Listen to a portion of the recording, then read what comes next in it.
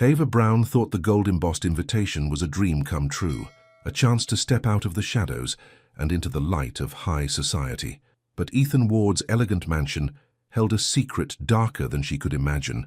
The party wasn't meant to honor her dignity. It was designed to destroy it. What she didn't know was that the cruelest prank ever played on a maid would backfire in ways no one expected, turning humiliation into something far more dangerous: love. Because when Ava stood before a crowd of millionaires and gave a toast that shattered every mask in that garden, she didn't just expose their cruelty, she broke the heart of the man who'd orchestrated it all. Now Ethan Ward will spend every waking moment trying to undo what he's done. But can a man who invited her once to shame her ever earn the right to invite her to stay? Subscribe and comment below if you believe in second chances, because this story is about to prove that redemption is the hardest battle anyone ever fights. The crystal chandelier threw dancing light across the marble floor of Ethan Ward's study. He leaned back in his leather chair, swirling amber liquid in a glass that probably cost more than most people made in a week.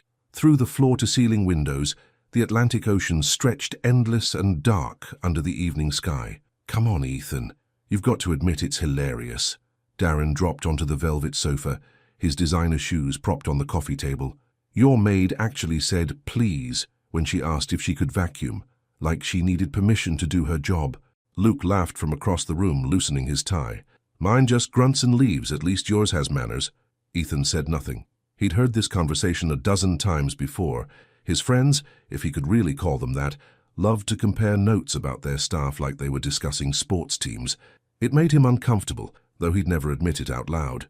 Marissa Cole appeared in the doorway, her red dress hugging curves she'd paid a surgeon to perfect. She'd been Ethan's girlfriend once, back when he thought beauty and status were the same as happiness.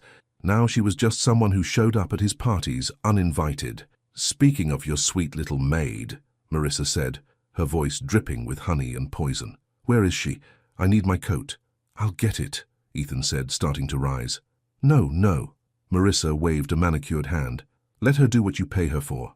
Unless—" She paused, her eyes glinting with mischief. "Unless you're afraid we'll corrupt her innocence." Darren sat up, suddenly interested. "You know what would be funny? Invite her to the gala next week." "What?" Ethan frowned. "The charity gala. Can you imagine? Your maid, dressed up, trying to fit in with actual society." Luke was already chuckling at the thought. "It would be priceless." "That's cruel," Ethan said, but his voice lacked conviction. "That's entertainment," Marissa corrected. She moved closer to Ethan, resting a hand on his shoulder. "Unless you're too soft for it.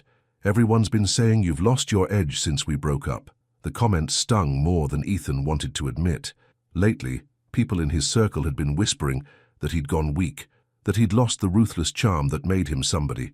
His last business deal had fallen through when he'd refused to cut corners. His friends had called him naive. "I haven't lost anything," Ethan said quietly. "Prove it." Marissa's smile was sharp as glass. "Invite her. Give her the full treatment. Let her think she's really welcome. Then let reality teach her where she belongs. If you can own the room while she's standing in it, you'll show everyone you're still the Ethan Ward who built an empire by 30. The alcohol made everything feel distant and fuzzy. Ethan knew he should say no, should tell them all to leave, should be better than this. But the words that came out were, "Fine, I'll do it." The room erupted in laughter and cheers. Darren poured more drinks. Marissa kissed Ethan's cheek like she'd won something valuable. And in the hallway, just out of sight, Ava Brown stood frozen with Marissa's coat in her hands. She hadn't meant to eavesdrop. Ava had simply been doing her job, retrieving the coat from the guest room like she'd been asked. But voices carried in Ethan's mansion, and she'd caught just enough words to make her stop walking. "Invite her to the gala. Your maid." Ava's heart hammered against her ribs. She pressed herself against the wall, trying to make sense of what she'd heard. The laughter floating from the study sounded cruel, but maybe she'd misunderstood. Maybe they were joking about something else entirely. She'd worked for Ethan Ward for 8 months now. He'd always been polite, if distant. He said please and thank you. He never yelled or made unreasonable demands. Compared to her last employer, a woman who'd screamed about fingerprints on the silverware, Ethan seemed almost kind. But Ava wasn't naive. She knew how rich people saw her. The invisible woman who scrubbed their toilets and washed their sheets. The help, the staff, the maid. Still, something small and hopeful whispered in her chest. What if they were serious? What if Ethan really did want to invite her to something special? Ava shook her head. disgusted with herself. That kind of thinking was dangerous. She'd learned long ago that hope could hurt worse than honesty. She walked back to the study, her soft footsteps silent on the thick carpet. She knocked gently on the open door. "Your coat, ma'am," Ava said, keeping her eyes down as she handed the garment to Marissa. "Thank you, sweetie." Marissa's voice was syrupy sweet. "You're always so helpful. Ethan's lucky to have you." Ava nodded and turned to leave. "Ava, wait." Ethan's voice stopped her at the door. She turned back, her face carefully neutral. He stood up, and even slightly drunk, he carried himself with the confidence of someone who'd never doubted his place in the world.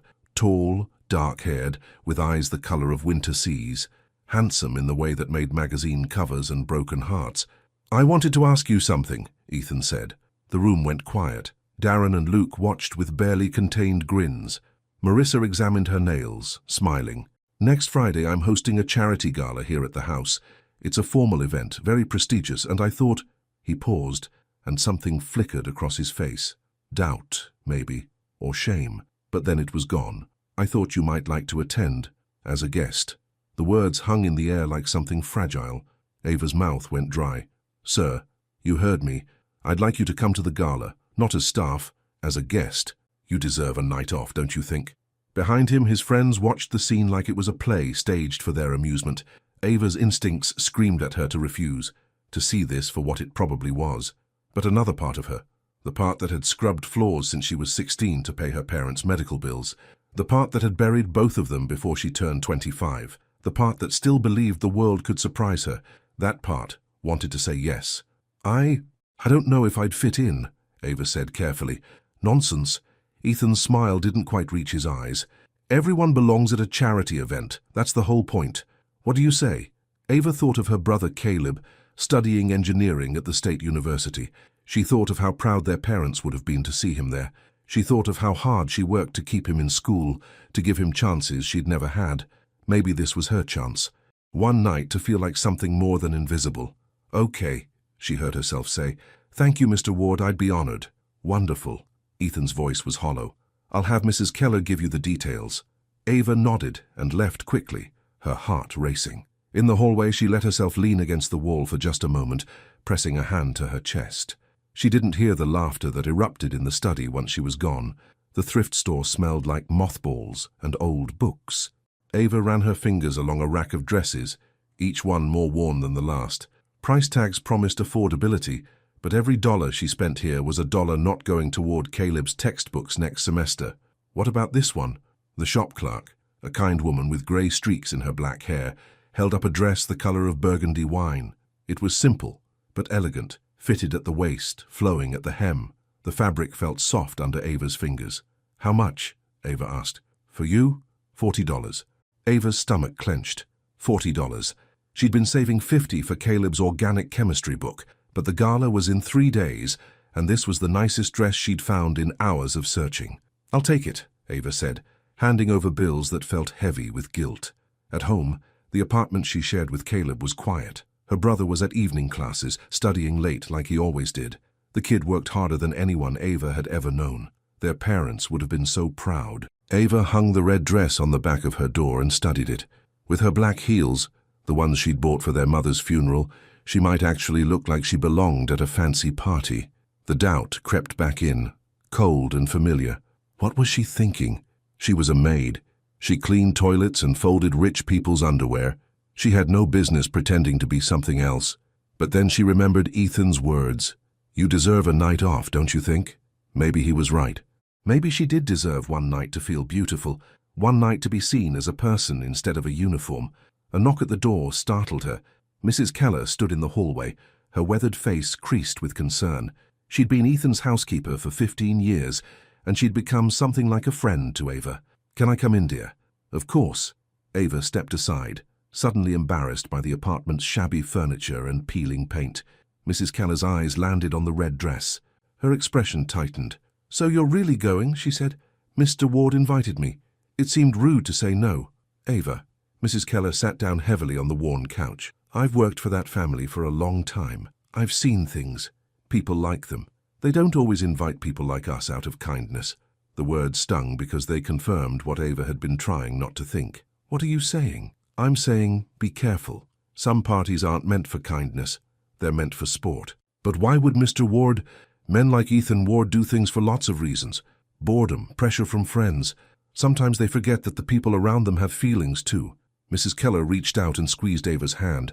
I just don't want to see you hurt. Ava pulled her hand back gently. I appreciate your concern, Mrs. Keller, but I'm not a child. I can handle one party. I hope you're right, dear. I truly do. After Mrs. Keller left, Ava stood in front of the mirror with the red dress pressed against her body. She looked tired, older than 28. There were shadows under her dark eyes from too many long days and not enough sleep. But when she imagined herself at the gala, something inside her lifted. Just for a moment she let herself feel excited. One night. That was all she was asking for. One night to be someone else. The evening of the gala arrived with clear skies and a warm breeze from the ocean. Ethan stood in his bedroom adjusting his bow tie in the mirror. The tuxedo fit perfectly. It should, given what he'd paid for it. But tonight, nothing felt right. He'd barely slept in days. Every time he closed his eyes, he saw Ava's face when he'd invited her to the party, the hope in her eyes, the careful way she'd said yes like she was accepting something precious. He felt sick. You're doing the right thing, he told his reflection. But the man in the mirror looked like a stranger. Downstairs, the mansion had been transformed. String lights crisscrossed the back garden, creating a canopy of stars. Round tables draped in white linen dotted the lawn. A string quartet played soft music near the rose bushes. Waiters in crisp uniforms circulated with champagne and hors d'oeuvres. Guests began arriving in luxury cars and designer gowns, men in tuxedos, women dripping with jewelry. Everyone who was anyone in their social circle had been invited, and they'd all come to see the spectacle, because by now everyone knew about the bet. Marissa had made sure of that. This is going to be legendary, Darren said, appearing at Ethan's elbow with 2 glasses of champagne. I've got 20 people asking me when the maid arrives. Ethan took the glass, but didn't drink. Maybe this wasn't a good idea. Too late now. Besides, look at it this way. You're giving her a story. Something to tell her grandkids. About the time she was humiliated by her employer. About the time she got to see how the other half lives. Darren clapped him on the shoulder. Relax, man. It's just one night. She'll be fine. But Ethan wasn't sure anyone would be fine after tonight. At 7:30, a taxi pulled up to the mansion's circular driveway. Ethan watched from the garden as Ava stepped out. She wore the red dress like armor. Simple, dignified, stunning. Her natural hair was styled in soft curls that framed her face. She'd applied minimal makeup, just enough to highlight her high cheekbones and warm brown eyes. She carried herself with quiet grace, her shoulders back, despite the nervousness Ethan could see in the way she clutched her small purse. For a moment everyone stopped talking. The crowd turned as one to stare, and then someone laughed. It started small, a snicker from one of Marissa's friends, then another, then more. The sound rippled through the garden like a wave. Ava froze at the entrance to the garden. Her eyes scanned the crowd, and Ethan watched her realize in real time that she'd made a terrible mistake. Marissa glided forward, resplendent in a gold gown that probably cost thousands. Ava, how wonderful that you could make it. Don't you look nice? The word nice landed like a slap. Let me introduce you to everyone, Marissa continued, her voice carrying. Everyone, this is Ava. She's Ethan's maid. Isn't it just so generous of him to invite her tonight? Really shows his charitable spirit. More laughter. Ava's face remained calm, but Ethan saw her fingers tighten around her purse. We should hear from her, someone called out. Tell us about yourself, Ava. Yes, another voice joined in. What do you do when you're not cleaning? I bet she's got fascinating stories about scrubbing toilets. The cruelty was casual, thoughtless. These people didn't even realize how cruel they were being. To them, this was just entertainment. A funny story, the maid who thought she could join their world. Ethan stood paralyzed, champagne glass sweating in his hand. He should stop this, should defend her, should be better than the worst version of himself. But he didn't move. Ava stood perfectly still, her chin raised. She met the eyes of everyone who stared at her, and she didn't flinch. Actually, Ava said, her voice clear and strong, I'd like to make a toast.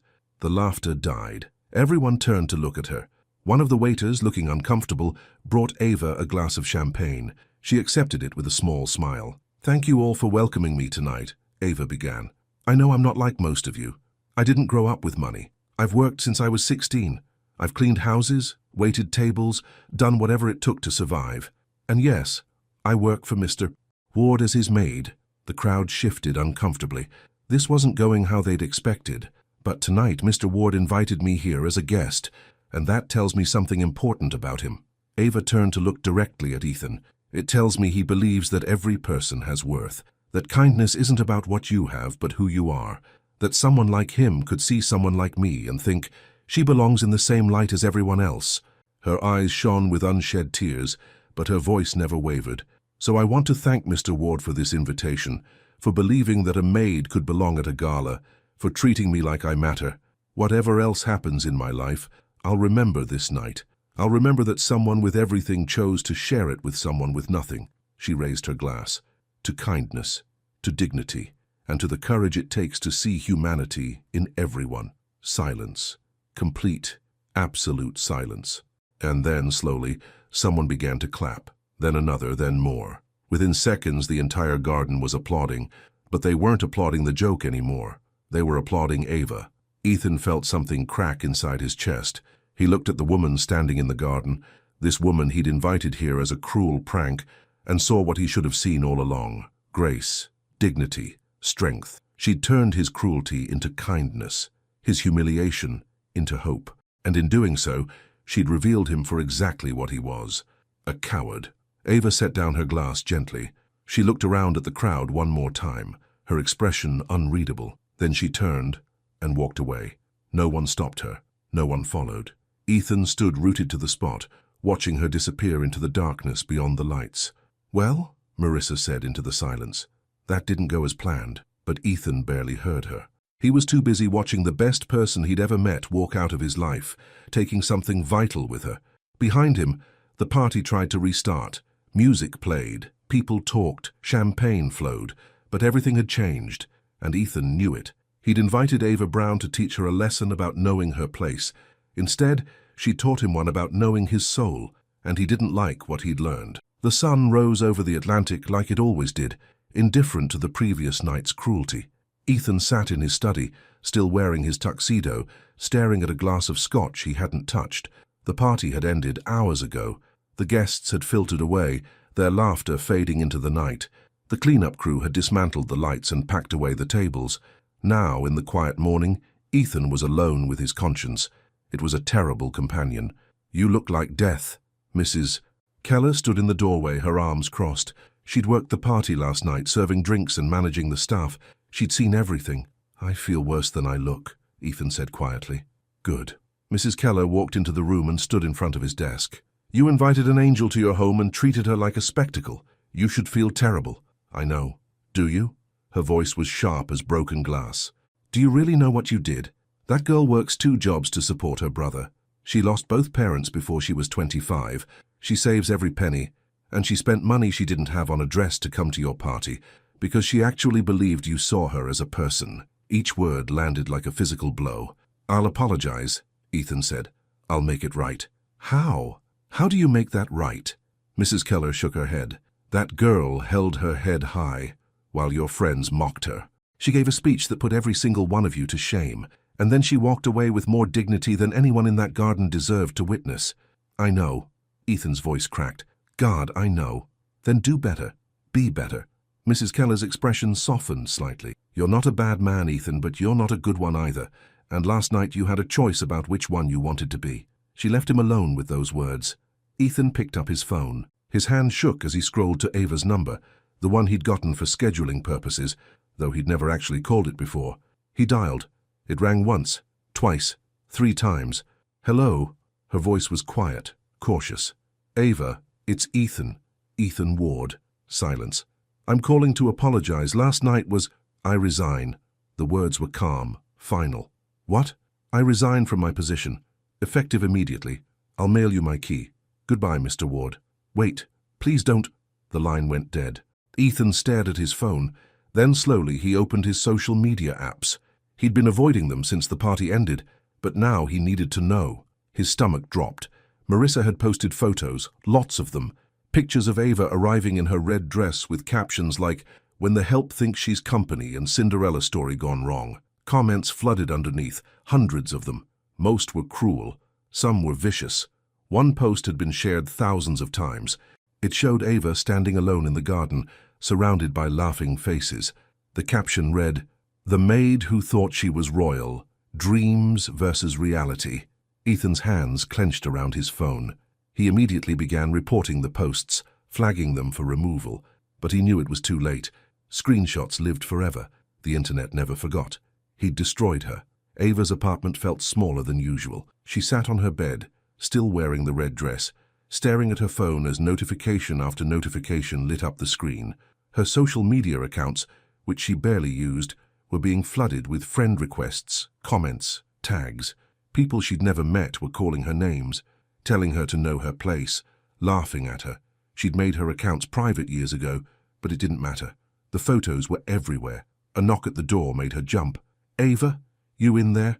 Caleb, her brother. She quickly wiped her face and opened the door. Caleb stood in the hallway, his backpack slung over one shoulder. At 19, he was tall and lanky, still growing into his frame. He had their father's eyes, warm and brown and worried. "Why aren't you at work?" he asked, stepping inside. "I quit." "You what?" Caleb dropped his backpack. "Why? What happened?"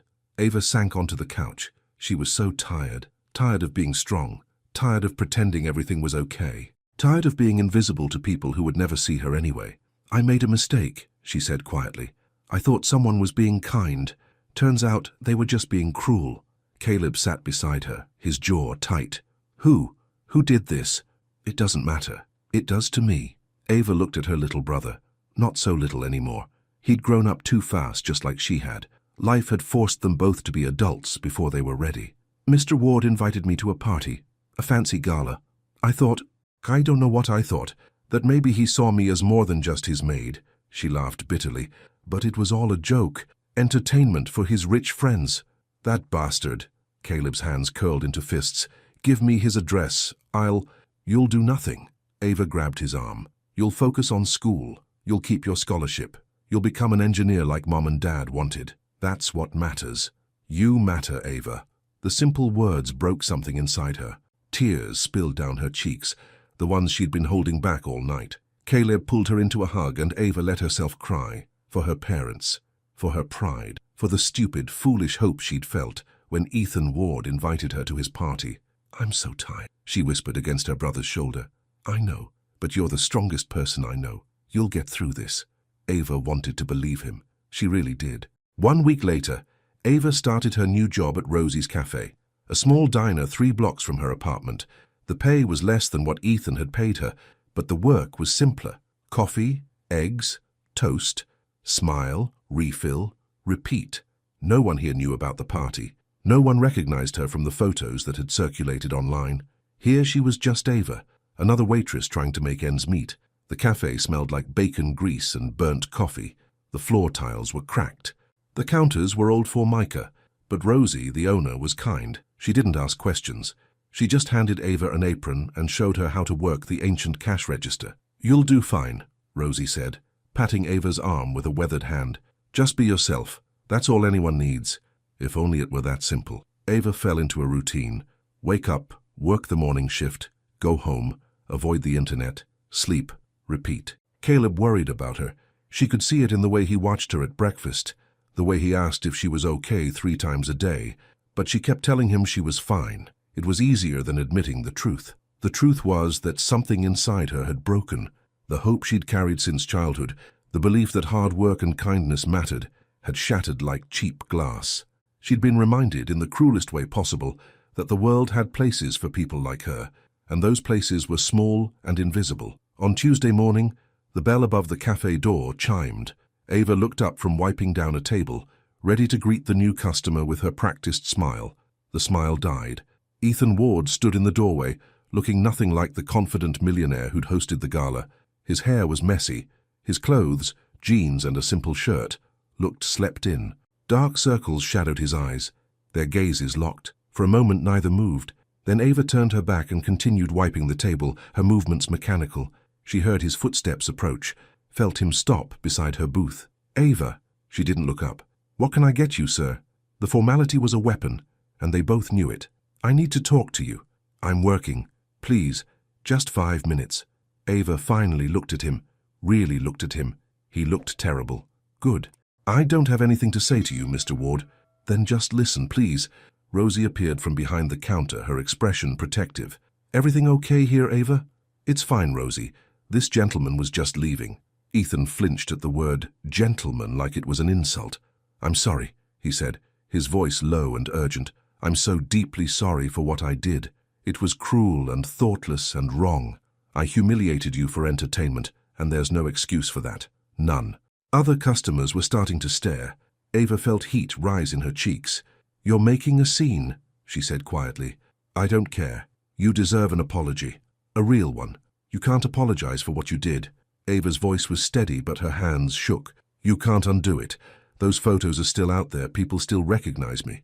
My brother got into a fight at school because someone showed him what happened, so no, Mr. Ward, you don't get to waltz in here and apologize and feel better about yourself. I'm not trying to feel better. I'm trying to make things right. You can't. Ava picked up her cleaning supplies. Now, if you're not ordering anything, I need you to leave. Ethan pulled out his wallet and placed a $100 bill on the table. Don't. Ava's voice was ice. It's a tip. I don't want your money. Then donate it. Burn it. I don't care. Ethan ran a hand through his hair, frustrated. What do you want from me? Tell me how to fix this. I want you to leave me alone. She picked up the $100 bill, walked to the counter, and held it out to Ethan. We're even now. You paid me for the months I worked for you. That's all we are to each other. Employer and employee. And now, not even that. Ethan took the money slowly, his fingers brushing hers for just a second. The touch felt electric, wrong, confusing. I never wanted to hurt you, he said quietly, but you did, and you can't unhurt me. So please, just go. He stood there for a moment longer, looking like he wanted to say something else.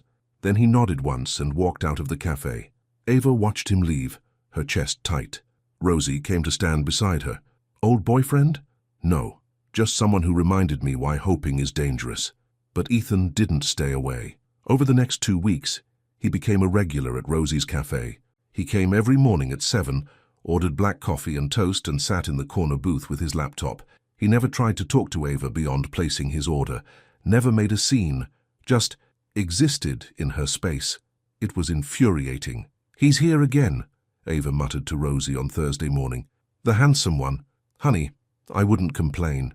He's not handsome. He's annoying. He tips well. That was true. Ethan left generous tips, not obscene amounts that would feel like charity, but enough to be noticed.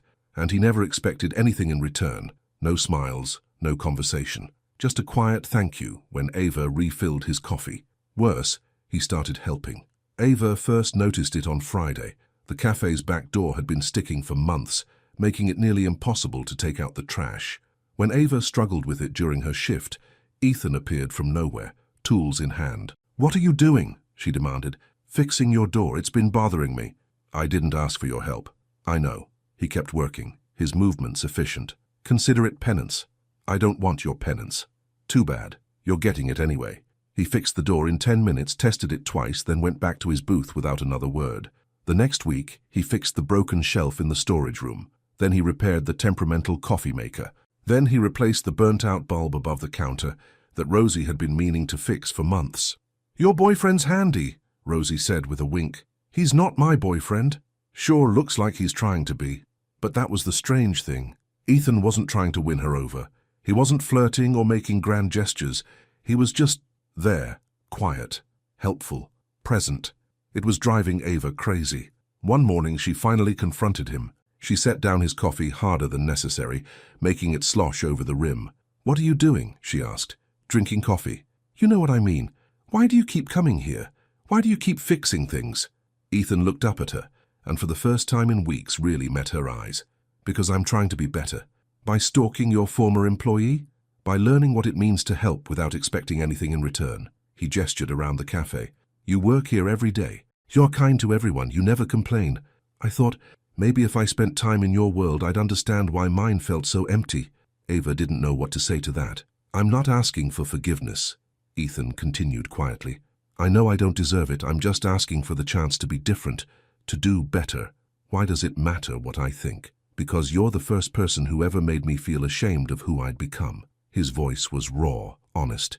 And shame, it turns out, is a pretty good teacher. Ava walked away without responding, but that night, lying in bed, she couldn't stop thinking about his words. Caleb noticed the change in his sister. She was distracted, distant. She stared at her phone less, which was good, but she also stared into space more, which worried him. "Who was that guy?" he asked one evening over microwaved pasta. "What guy?" "The one who came to the cafe. Rosie told me some guy's been hanging around, fixing things." Ava stabbed her pasta. "No one important. Is it him? The one who threw that party?" "Caleb. Because if it is, I swear You'll do nothing." Ava set down her fork. "Yes, it's him. And yes, he's been coming to the cafe. But he's not bothering me. He's just there." "Why?" "I don't know." But that wasn't entirely true. Ava was starting to understand why. She'd seen it in his eyes. The guilt, the shame, the desperate need to be better than he'd been. She recognized it because she'd felt it herself after their parents died. The crushing weight of not being good enough. The need to fix what couldn't be fixed. Maybe Ethan Ward wasn't evil. Maybe he was just broken, like everyone else. That thought should have made her feel better. Instead, it terrified her, because broken things had a way of cutting you when you tried to help them heal. 3 weeks after the gala, something unexpected happened. Ava's register was short at the end of her shift. $40 missing. She counted 3 times, but the numbers didn't change. "I don't understand," she told Rosie, panic rising in her chest. "I've never been short before." "It's okay, honey. These things happen. But I can't afford to cover $40. That's my grocery money for the week. Then I'll cover it." "No." Ava shook her head. "That's not fair to you. I'll figure something out." She left the cafe feeling defeated. One more thing going wrong. One more reminder that life was a series of barely avoided disasters. She was halfway home when she heard footsteps behind her. "Ava, wait!" Ethan jogged to catch up, slightly out of breath. "What do you want?" she asked tiredly. "I heard about the register. Take this." He held out an envelope. "No, it's $40. It'll cover—" "I said no." Ava's voice was sharp. "I'm not taking your money. I'm not your charity case. I'm not your guilt project. I'm just trying to live my life, and you keep showing up and making it complicated. I'm trying to help. I don't want your help." The words burst out of her, loud and raw. "I want you to leave me alone. I want to stop thinking about you. I want to stop wondering why you're being nice. I want to go back to my simple, quiet, invisible life where I don't have to feel anything." Her voice cracked on the last word. They stood on the sidewalk, the evening air heavy around them. Somewhere nearby a car honked. A dog barked. Life continued, indifferent to their pain. "I can't give you back your invisibility," Ethan said quietly, "but I can give you this." He held out the envelope again. "It's not charity. It's an apology. For the party. For everything. Please take it." Ava stared at the envelope, at this man who'd humiliated her and was now trying desperately to make it right, at the confusion and hurt and strange, unwanted warmth growing in her chest. She took the envelope. "Thank you," she whispered. "You're welcome." They stood there for a moment longer, neither quite ready to walk away. "Why are you really doing this?" Ava asked. "And don't say penance or guilt. Tell me the truth." Ethan was quiet for a long time. When he finally spoke, his voice was barely audible. "Because when you gave that toast at the party, you made me see myself clearly for the first time in years, and I hated what I saw. So now I'm trying to become someone different, someone you'd actually want to know. Why does it matter what I want? Because you're the only real thing in my life right now. Everyone else just tells me what I want to hear. But you tell me the truth, even when it hurts." Ava's heart hammered against her ribs. This was dangerous territory, feelings she couldn't afford to have. "I should go," she said. "Okay." But neither of them moved. "Ethan?" It was the first time she'd used his first name. His eyes widened slightly. "Yeah? Don't come to the cafe tomorrow, or the next day. Give me some space, please." He nodded slowly. "Okay, if that's what you need." "It is." Ava walked away quickly before she could change her mind, before she could admit that maybe, just maybe, she didn't want space at all. Behind her, Ethan watched her go, his hands in his pockets, his heart in pieces. And inside the envelope Ava carried, tucked beneath the $40, was something she wouldn't discover until later that night. A handwritten note that said simply, "You deserved better. I'm sorry I couldn't be better." For 3 days, Ethan stayed away from the cafe. It was harder than he'd expected. He'd gotten used to the routine, the smell of burnt coffee, the cracked vinyl booths, the way Ava moved through the space with quiet efficiency. Watching her work had become a kind of meditation, a reminder of what real grace looked like. Now his mornings felt empty. He threw himself into work instead, trying to focus on the company he'd built. But the meetings felt meaningless. The deals felt hollow. His business partners complained that he'd lost his edge, that he was distracted, that he needed to get his head back in the game. Let them complain. On the fourth day, Mrs. Keller knocked on his study door. "You have a visitor," she said, her tone neutral. "Tell them I'm busy." "It's Ava's brother." Ethan's head snapped up. "What?" "Caleb Brown. He says he needs to speak with you. Should I send him away?" No, send him in." Caleb entered the study like a storm, young, angry, protective. He stood in the middle of the expensive carpet and glared at Ethan with barely contained rage. "You've been following my sister," Caleb said without preamble. "I wouldn't call it following. You humiliated her in front of everyone, made her a joke on the internet, and now you're showing up at her work, fixing things, playing hero?" Caleb's hands clenched into fists. "What's your game?" "There's no game." "Bullshit. Rich guys like you don't do anything without a reason. So what is it? You want to sleep with her? Make yourself feel better?" "What?" The accusation stung, because part of it was true. Ethan did want to feel better, wanted to wash away the guilt that kept him awake at night, but it was also more complicated than that. "I hurt your sister," Ethan said quietly. "I did something cruel and thoughtless, and I can't take it back, so I'm trying to be better. That's all." "That's all?" Caleb laughed bitterly. "You think showing up and fixing a few broken shelves makes up for what you did? You think Ava wants your help? She's been through hell because of you. People at my school recognized her from those photos, called her names. She cried herself to sleep for a week straight, and she thought I didn't hear. Each word was a knife." "I know I can't fix it," Ethan said, "but I have to try." "Why? Why does it matter so much to you?" Ethan opened his mouth to answer, then closed it. Because the real answer was complicated. It was about guilt, yes, about shame and regret, and the need to be better than he'd been, but it was also about Ava herself, about the way she'd stood in his garden surrounded by mockery and turned it into grace, about her quiet strength, about the toast that had shattered his carefully constructed world, about the fact that he couldn't stop thinking about her. "Because she matters," Ethan finally said, "and I'm tired of living in a world where people don't." Caleb studied him for a long moment, his jaw tight. "Stay away from her," he said finally. "She's been hurt enough. She doesn't need some rich guy playing at redemption. She needs to heal." "I know. Then prove it. Leave her alone." Caleb turned and walked out, leaving Ethan alone with the weight of his words. But fate, it seemed, had other plans. The next morning, Ethan received a notification from his bank. An automatic payment had failed, Caleb Brown's college tuition, which was overdue by 2 weeks. Ethan stared at the notification in confusion. Why would Caleb's tuition be connected to his account? Then he remembered. Months ago, before the gala, before everything fell apart, Ethan had set up an anonymous scholarship fund. He'd donated to several local students, including Caleb. It had been a tax write-off more than anything else, a way to feel charitable without actually having to care. Now, looking at the notification, Ethan made a decision. He called his accountant. "I need you to pay off a student loan," he said. "Caleb Brown State University. Pay it in full, tuition, books, housing, everything for the rest of his degree. That's going to be a substantial amount, Mr. Ward." "I don't care. Do it. And make it anonymous. No paper trail back to me. If you're sure." "I am." Ethan hung up and sat back in his chair. It wasn't redemption. It wasn't even close to making things right. But maybe it would give Ava one less thing to worry about, one less burden to carry. And maybe that was enough. 3 days later, Caleb burst into the apartment, his face flushed with excitement. Ava, you won't believe this." Ava looked up from the bills she'd been sorting, a never-ending pile of numbers that never seemed to get smaller. "What happened?" "My tuition, it's paid, all of it." "What?" "I got an email from the university. Someone paid off everything. Tuition, books, housing, even next semester. It's all covered." Ava's hands went still. "Who?" "I don't know. It says anonymous donor. But Ava, this means you don't have to work yourself to death anymore. This means you can breathe."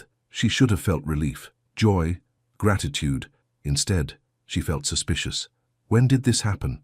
The payment went through yesterday. Yesterday, 3 days after Caleb had gone to confront Ethan. "It was him," Ava said quietly. "What?" "Ethan. He did this." Caleb's excitement dimmed. You don't know that. I do. Who else would pay that much money? Who else would make it anonymous? Ava stood up, anger rising hot in her chest. He's trying to buy forgiveness. Buy us. Ava, even if it was him, does it matter? You've been killing yourself to keep me in school. Now you don't have to. It matters because I don't want his charity. I don't want his guilt money. I want... She trailed off, frustrated. I don't know what I want anymore. That was the truth of it. Ever since the gala, everything had become complicated. The clear lines between right and wrong, between dignity and desperation, had blurred into something she couldn't navigate. I'm going to talk to him, Ava said. Ava, don't. I have to. She grabbed her coat and headed for the door, ignoring Caleb's protests. Her hands shook with anger and confusion and something else she didn't want to name. The mansion looked different in the afternoon light, less imposing, more empty. Ava stood at the front door for a full minute before finally pressing the bell. Mrs. Keller answered, her face breaking into a warm smile. Ava, oh honey, it's good to see you. Is he here? Mrs. Keller's smile faded. She knew exactly who he was. In the study, should I? I'll find him myself. Ava walked through the familiar halls, her footsteps echoing on marble floors she'd once cleaned. The house was as beautiful as ever. Expensive art, fresh flowers, furniture that cost more than most people made in a year. But it felt cold, lonely. She found Ethan in his study, staring at his computer screen. He looked up when she entered, and something complicated crossed his face. Surprise, hope, fear. Ava, you paid Caleb's tuition. It wasn't a question. Ethan stood up slowly. I don't know what you're talking about. Don't lie to me. Not now. You paid it, didn't you? A long silence. Yes, he finally said. Why? Because you shouldn't have to work yourself to exhaustion to keep your brother in school. Because he deserves a chance. Because I could help, so I did. You had no right. I know. You can't just throw money at problems and expect them to disappear. I know that too. Ava crossed her arms, trying to hold herself together. Take it back. Return the money. We don't need your charity. It's not charity. It's a scholarship, and it's already been processed. I can't take it back even if I wanted to. Then I'll pay you back, every penny. It might take years, but I don't want you to pay me back. Ethan walked around his desk, moving closer. Ava, please, just let me do this one thing. Let me help without it being about redemption or forgiveness or anything else. Just let me help. Why? Her voice cracked. Why does it matter so much to you? Because I can't stop thinking about you. The words hung in the air between them, dangerous and true. Since the gala, Ethan continued, his voice rough with emotion, since that toast you gave, I can't stop thinking about you, about your strength, your dignity, the way you turned my cruelty into grace. I go to sleep thinking about you, I wake up thinking about you, and I know I have no right. I know I'm the last person who should... Stop! Ava held up a hand, her heart racing. Just stop. I'm not asking you to forgive me. I'm not asking for anything. I just needed you to know the truth. Ava closed her eyes. This was exactly what she'd been afraid of. These feelings, complicated and impossible, growing between them like weeds in concrete. You humiliated me, she whispered. I know. You made me a joke, made me feel small and worthless. I know. So, why?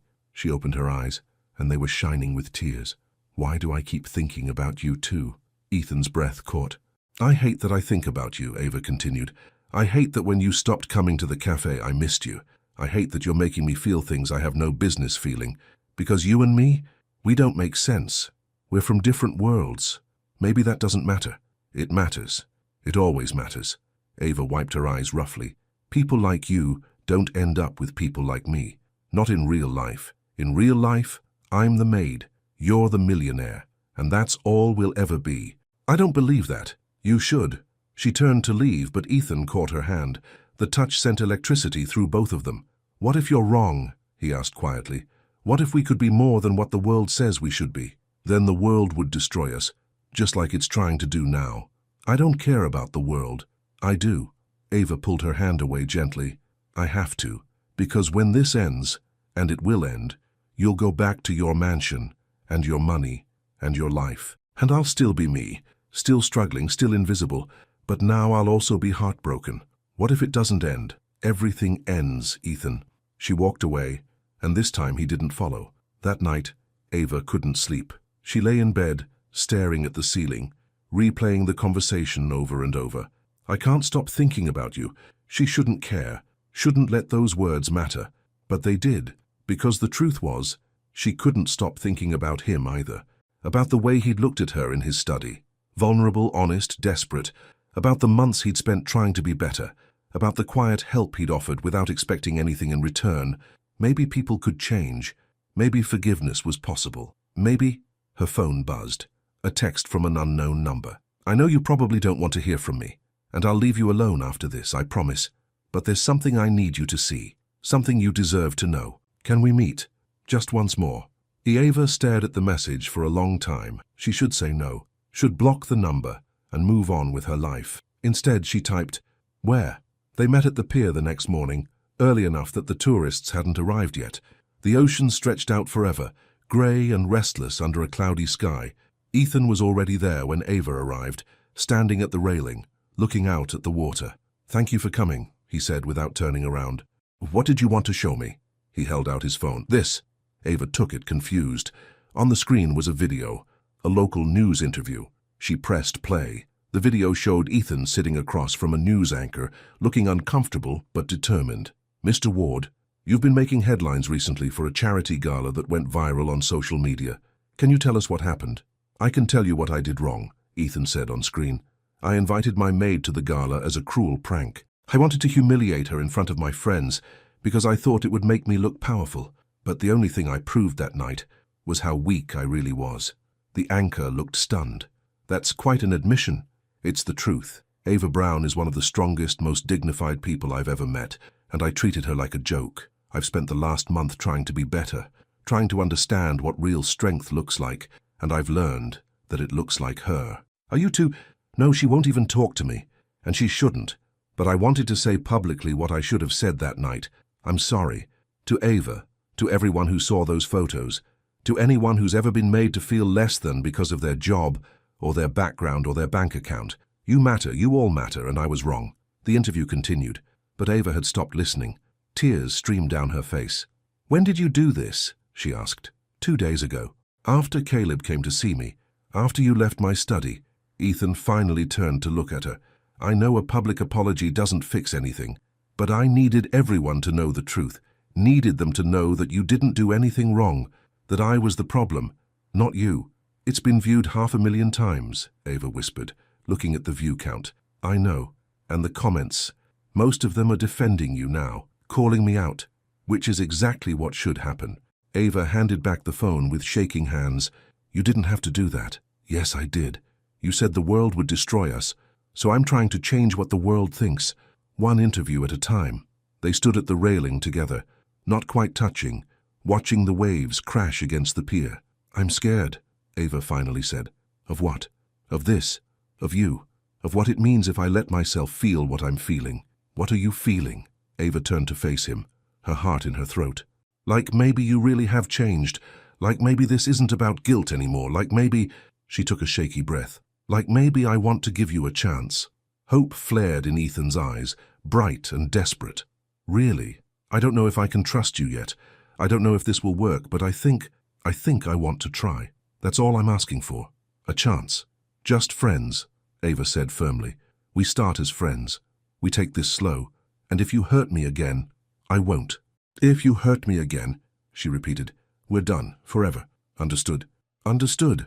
They stood there, the wind carrying salt and possibility, and when Ethan held out his hand, Eva hesitated for only a moment before taking it. His hand was warm, solid, real. "So," Ethan said, a small smile tugging at his lips, "what do friends do? They talk. They get to know each other. Eva found herself smiling too. "They walk on piers and pretend everything isn't completely terrifying." "I can do that." They walked together along the wooden planks, their hands still linked, talking about small things, favorite foods, childhood memories, dreams they'd given up, and dreams they still held. And for the first time since the gala, Eva felt something she'd thought was lost forever. Hope.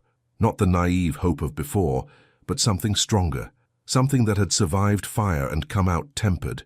She didn't know if this would work, didn't know if the world would let them be together, didn't know if Ethan's change was permanent or just another mask, but she knew one thing for certain. She was tired of being afraid, tired of playing it safe, tired of letting the world tell her what she deserved. Maybe she deserved someone who looked at her the way Ethan was looking at her now, like she was the answer to a question he'd been asking his whole life. Maybe she deserved a love that started in humiliation and grew into something real. Maybe she deserved a second chance at hope. "What are you thinking about?" Ethan asked. Ava squeezed his hand gently. "That maybe the world doesn't get to decide our story. Maybe we do. I like that story." "Me too." They walked until the sun broke through the clouds, painting the ocean gold.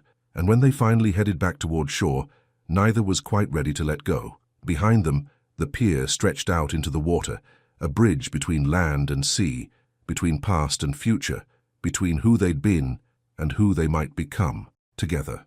The weeks that followed were unlike anything Ava had experienced. Dating Ethan, if that's what they were doing, felt like learning a new language. Everything was unfamiliar territory. They started with coffee, simple, public, safe. Ethan picked a small cafe across town, nowhere near Rosie's, somewhere neither of them had memories attached to. They sat across from each other in a corner booth, and for the first 10 minutes, neither knew what to say. "This is awkward," Ava finally said. "Incredibly awkward," Ethan agreed. They both laughed, and the tension broke a little. "Tell me something I don't know about you," Ava said. "Something real." Ethan thought for a moment, stirring his coffee. "I hate my life, or I did, before you." "That's a lot of pressure to put on one person." "I know, but it's true." He looked up, meeting her eyes. "I spent 10 years building a company, making money, surrounding myself with people who didn't actually care about me. And I thought that was success, thought that was what life was supposed to be. What changed? You gave that toast, and suddenly I could see how empty everything was, how shallow, how meaningless." He smiled sadly. "You ruined my life, Ava Brown, in the best possible way." Ava sipped her coffee, processing his words. "My turn? Please. I'm terrified right now. Absolutely terrified." Her hands wrapped around the warm mug. "Because I spent my whole life being invisible, being safe. And now you're looking at me like I'm the only person in the room and I don't know how to handle that." "You don't have to handle it alone. But what if this doesn't work? What if we try and fail and I end up more broken than before?" "Then we fail together," Ethan said quietly, "and we deal with it together." "But Ava, I'd rather try and fail than spend the rest of my life wondering what if." She wanted to believe him, wanted to trust that this connection between them was real and not just built on guilt and circumstance. "One step at a time," she said finally. "One step at a time," he agreed.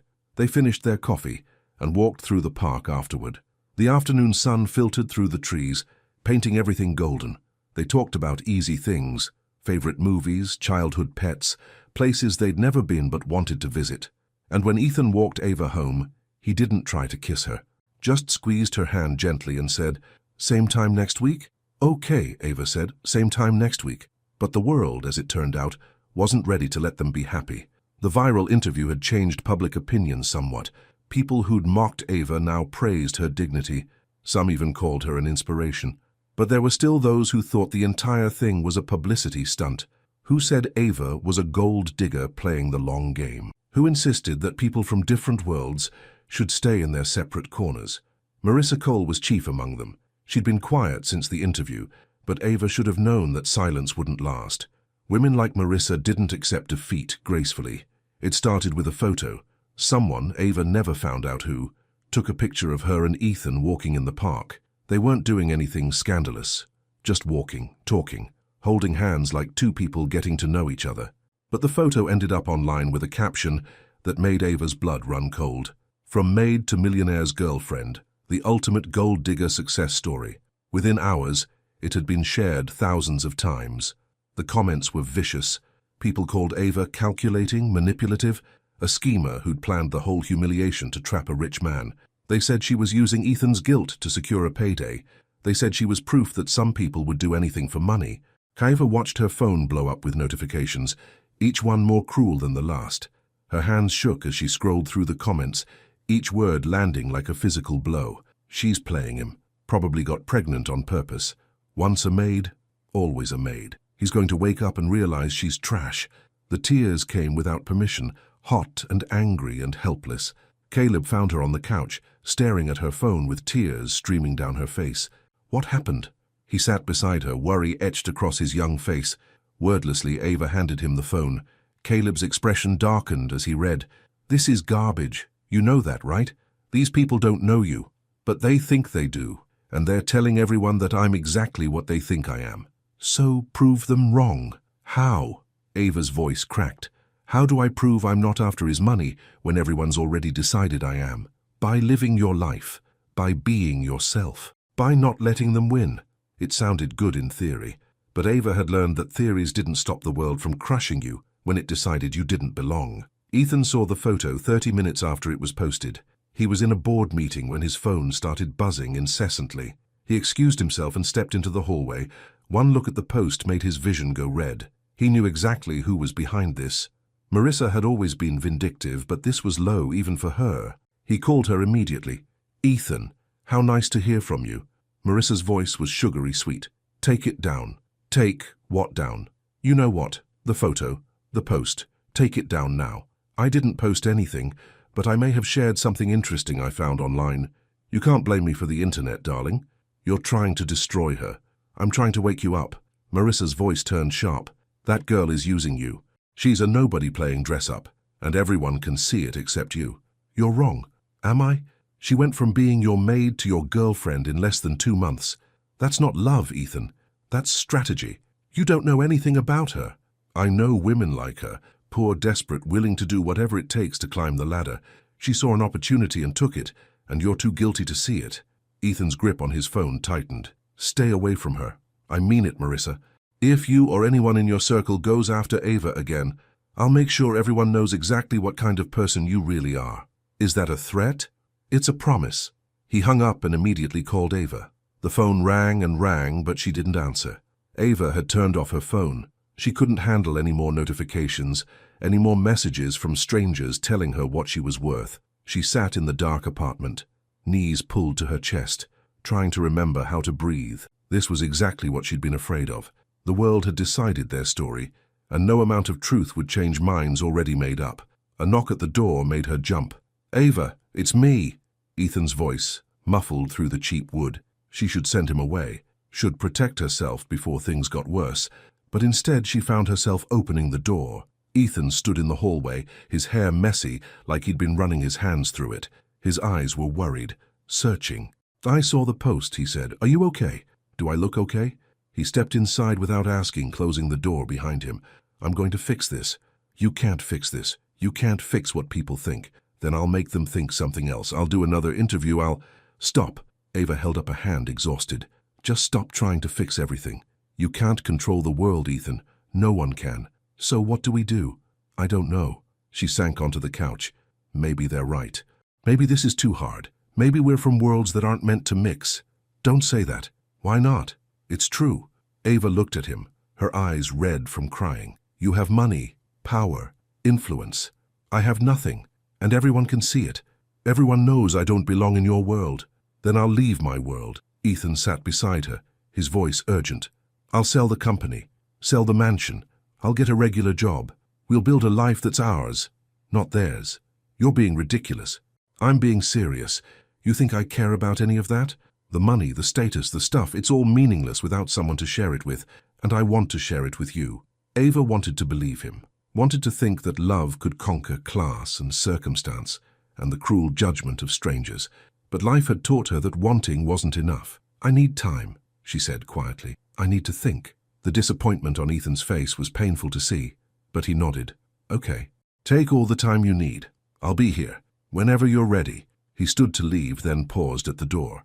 "Ava, for what it's worth, I think you're the bravest person I've ever met, and I'm sorry the world can't see what I see." Then he was gone, and Ava was alone again with her thoughts and her fears and her breaking heart. The next morning, Ava was fired from Rosie's cafe. Rosie looked miserable as she delivered the news. "Honey, I'm so sorry, but customers have been complaining, saying they don't want to be served by that gold digger from the internet. Corporate's getting calls. I tried to fight it, but it's okay," Ava said numbly. "I understand. It's not okay. None of this is okay. You're a good person, Ava. The best employee I've ever had. Thank you, Rosie, for everything." Ava cleaned out her locker, took off her apron for the last time, and walked out into the bright morning. She had $40 in her bank account, no job, and a brother whose tuition was paid but who still needed food and books and a place to live. She should call Ethan, should let him help. But accepting help felt like proving everyone right, like admitting she was exactly what they said she was, a woman using a man for his money. She walked for hours, trying to clear her head. The city felt different now. Every person she passed felt like a potential judge. Every glance felt like condemnation. By the time she got home, she'd made a decision. She turned on her phone, ignored the 100 new notifications, opened her messages. "I can't do this," she typed to Ethan. "I'm sorry, but I can't be with someone when the whole world is watching and judging and waiting for me to fail. It's too hard. You deserve better than this. I deserve better than this. I'm sorry." She hit send before she could change her mind. Then she turned off her phone again and cried until she had nothing left. Ethan stared at the message for a full minute, his heart sinking like a stone. He'd known this might happen, known the pressure would be too much, but knowing didn't make it hurt less. He wanted to fight, wanted to show up at her apartment and convince her they could make it work. But he'd promised to respect her choices, promised not to push, so instead, he sat in his empty mansion and felt the weight of his mistakes. Mrs. Keller found him there an hour later, still staring at his phone. She ended it without looking. "I don't blame her. The world's been cruel. Why would she want to fight through that?" Mrs. Keller sat across from her, expression thoughtful. "You know what your problem is. Please, enlighten me. You're still thinking you can fix this alone, that you can grand gesture your way to happiness." She leaned forward. "But real love isn't about big moments. It's about showing up It's about proving through actions, not words, that you're worthy of trust. She doesn't want me to show up. Then show up anyway. Not at her door. She needs space. But show up in ways that matter. Show her you're serious about changing your life, not just changing her mind." "How?" Mrs. Keller smiled. "You're a smart man. Figure it out."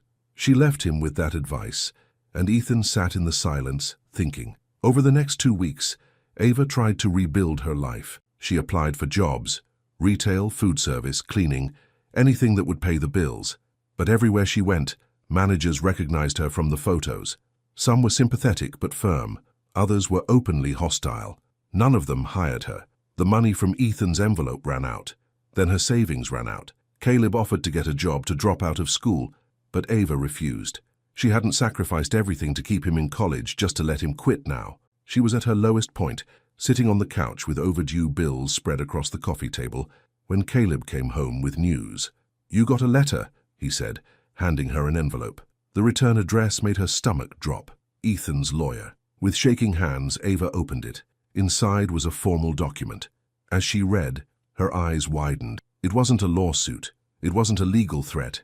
It was a job offer. Ethan had sold one of his companies, a tech startup worth millions. And with the money, he'd created a foundation, a non-profit dedicated to providing job training, education, and support for people from underserved communities, and he wanted Ava to run it. The position came with a real salary, benefits, and complete autonomy. The letter emphasized that this wasn't charity. It was a job, one Ava was qualified for because of her lived experience, her work ethic, and her understanding of what people in difficult circumstances needed. At the bottom of the formal letter was a handwritten note. "I'm not asking you to come back to me. I'm not asking for forgiveness. I'm asking you to let me help change the same system that tried to keep us apart. You deserve meaningful work. These communities deserve someone who understands them, and I deserve the chance to build something that matters. No strings attached. Just an opportunity. Think about it." Eva read the letter 3 times, tears streaming down her face. This wasn't a grand gesture. This was something real, something that would help not just her but hundreds of people like her. "What is it?" Caleb asked nervously. "A second chance," Ava whispered. "I think it's a second chance." The foundation's office was modest, a renovated building in a neighborhood Ava knew well, not fancy but functional, real. Ava stood outside for 5 minutes before finally walking in. Ethan was there, directing movers who were bringing in desks and filing cabinets. He wore jeans and a t-shirt, and he looked more alive than she'd ever seen him. He turned and saw her. His face lit up, then quickly schooled itself into something more careful. "You came," he said. "I came." They stood awkwardly, surrounded by the chaos of moving day. "This is real?" Ava asked. "Not some elaborate scheme to get me back?" "It's real. The foundation exists whether you take the job or not, but I hope you take it. You'd be amazing at it." "Why did you do this?" Ethan set down the box he'd been holding. "Because you were right. I can't change what people think, but I can change the systems that create inequality. I can use my privilege to actually help people instead of just feeling guilty about it." He met her eyes. "And because you made me want to be better. Even if I can't be better for you, I can be better for the world." Ava felt something shift inside her chest. This wasn't guilt. This wasn't a game. This was genuine transformation. "I was wrong," she said quietly. "About what?" "About ending things. About running away." She took a step closer. "I was scared. Scared of being hurt. Scared of what people would say. Scared of hoping for something good and having it taken away. You had every right to be scared. I gave you plenty of reasons not to trust me. But you also gave me reasons to trust you. You changed. Actually changed. And I was too afraid to see it." Ava's voice trembled. "I don't want to be afraid anymore." Ethan's breath caught. "What are you saying?" "I'm saying I'll take the job. And I'm saying—" She closed the distance between them. "I'm saying I want to try again. Really try.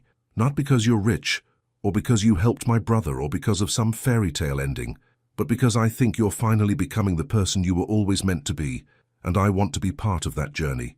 "Are you sure?" "Because the world is still going to judge. People are still going to talk. Let them talk." Ava smiled through her tears. "I'm done living my life according to what other people think. I deserve love. I deserve happiness. And so do you." Ethan pulled her into his arms, holding her like she was the most precious thing in the world. "I love you," he whispered against her hair. "I know it's too soon and probably too complicated, but I love you, Ava Brown." "I love you too," she whispered back. "God help me. I love you too." They stood there wrapped in each other, while the world moved around them. Movers brought in furniture. Cars drove past outside. Life continued. But for them, this was a new beginning.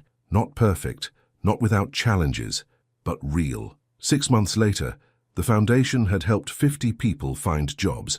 The story of Ethan and Ava, once a cautionary tale about class and humiliation, became something different. A story about redemption, about love growing from the ashes of cruelty, about 2 people who refused to let the world define them.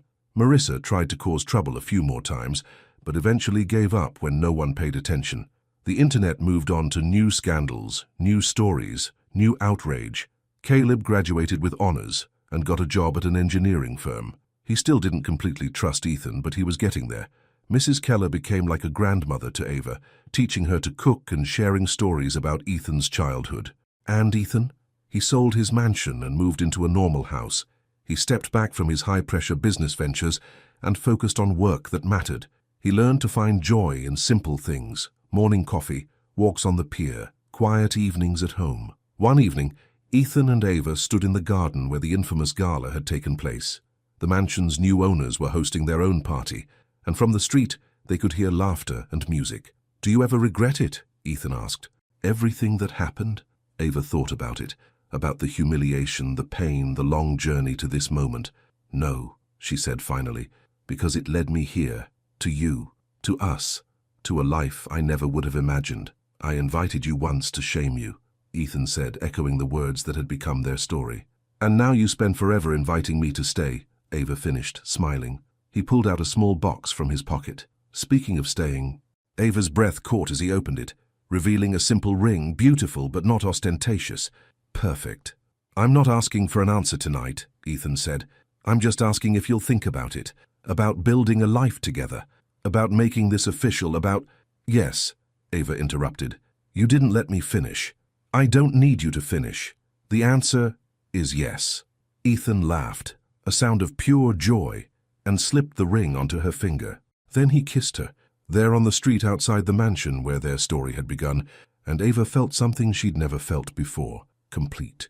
Not because she'd found a rich man, not because her struggles were over, not because life would be easy from here on out, but because she'd found someone who saw her, really saw her, someone who'd been willing to change, to grow, to become better, and because she'd learned that love wasn't about fairy tales or grand gestures or perfect moments. Love was about showing up, even when it was hard, even when the world said no, even when fear said run. Love was about choosing each other every single day and building something real. "What are you thinking about?"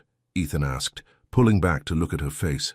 "That I used to dream about being visible," Ava said, "about being seen, And now I realize I was looking for the wrong kind of visibility.